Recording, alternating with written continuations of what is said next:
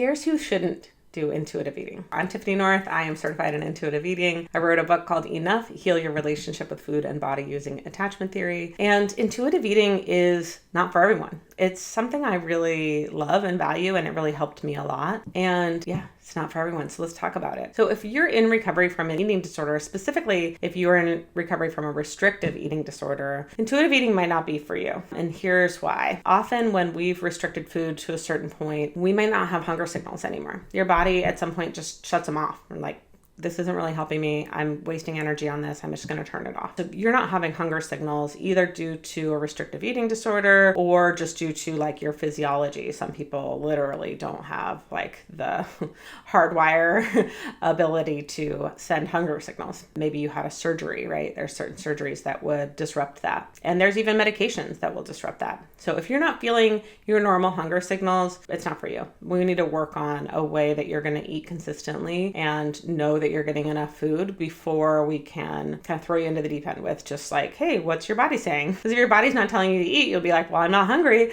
I'm eating intuitively. Hopefully those signals will come back. But often when you've restricted a lot, even if you don't have a formal diagnosis of an eating disorder, your sense of hunger might be diminished, right? Or your sense of like enough food might be diminished. So you might need to challenge that a little bit and work actively on eating more to where we get to this like kind of normative eating place. So if you're in that place, I definitely recommend you work with an anti-diet dietitian or a health at every size provider on making sure that you are getting enough food. That's one way to start to retrain your body on turning on those hunger signals. So that's one class of people, that might struggle with it, or you might have some relationship to some of those pieces. But you might also struggle with hunger signals if you are neurodivergent. For neurodivergent folks, I'm neurodivergent, we get like hyper-focused on things, right? And that can be really fun and really great. And that might be the way you get your work done. But it's difficult to notice your hunger signals when you actually are hungry or needing more food or fuel when you're in one of those hyper-focused times. Your body's likely suppressing it, especially if you're like having extra caffeine or if you are on medications for your neurodivergence. Sometimes that can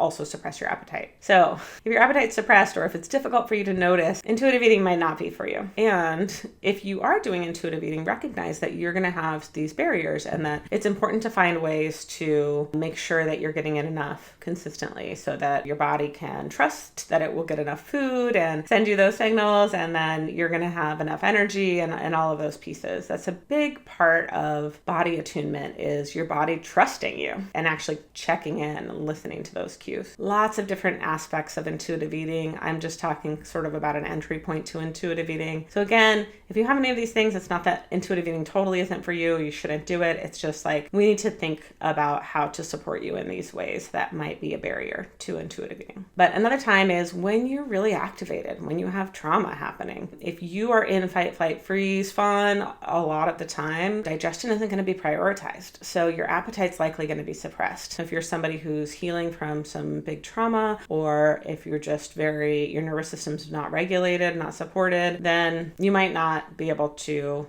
eat intuitively. Either your appetite will be suppressed in a way that you're not eating enough at once, or your appetite's being suppressed in a way that you're not really getting those signals. And often what happens in any of these cases is like you'll go all day without eating, and then in the evening time, your body's like, we have to make up for lost time. And this can really show up, for example, in binge eating disorder, where people don't have enough generally, right? And then it drives this sort of primal hunger. And then you're hungry all night. And that's not a big deal in terms of eating that way. That's not like something we need to shame ourselves for. But it is a big deal in terms of, a lot of times that does create that shame spiral. And then it's like, oh, I'm eating too much, but actually you're just playing catch up. You didn't eat enough in the first place. It also can be difficult on your body in terms of digestion, right? Because you're not eating all day and then suddenly getting this big amount, and that can be hard on your body. Now, if you're somebody who isn't as hungry earlier in the day, that can be intuitive eating. It's just that we want to make sure that then you are actually like eating enough later in the day that your body is supported in the way that it needs. Totally okay to go with the flow of your digestion if it's not like shut down kind of artificially. Maybe you're eating later in the day, but just make sure that you're getting enough and you're not shaming yourself and that it's not feeling too hard on your digestion. That's great.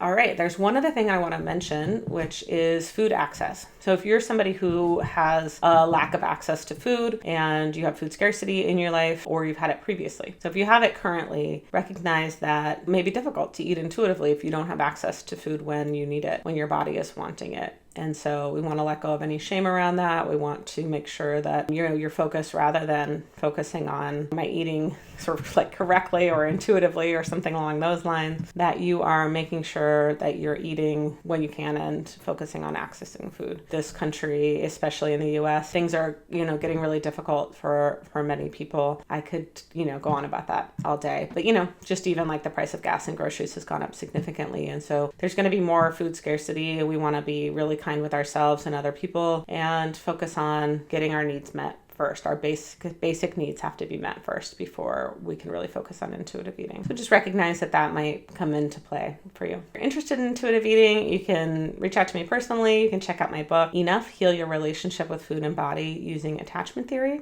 There's also like a wealth of other books. The intuitive eating principles are on intuitiveeating.org website by the creators of intuitive eating. So you can go check that out and read it. But I do think it can be a really beautiful way to learn to trust your body. It can be a really lovely, easeful way to eat, but we want to make sure that we are, being realistic and supporting ourselves in areas that we might have barriers, and making sure that we're not rushing it, because that can create this sense of, I tried intuitive eating, I failed at it, there must be something wrong with me, I don't know what to do now. There's nothing wrong with you. Everybody has barriers, and we want to make sure that we address them and go at the pace that works for our body and our nervous system. Be sure to subscribe if you want more information about how to heal your relationship with food and body.